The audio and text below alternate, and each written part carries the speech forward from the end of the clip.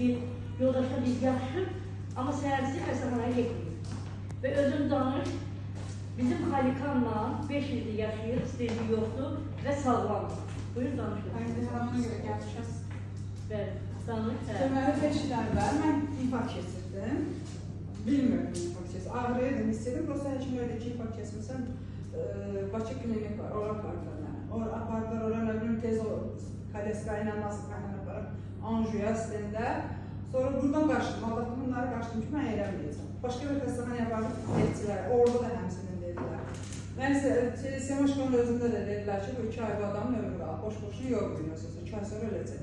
Sentyabrda dedilər, noyabrın 18-i mənim son günüm olmalı idi, bunların dediyinə görə. Dedim, hə yaxşı, bunlar dərman yazdı, gözümü götürdüm, tulladım, dedim, sirəm, tulladım, elə-elə. Sonra dedim, yox, mən Xalikanı götürəcəm. Çünki mən 2009-dan burada məhsullardan istifadə edirdim. Hətta anam üçün də şey götürmüşdüm. Şokan.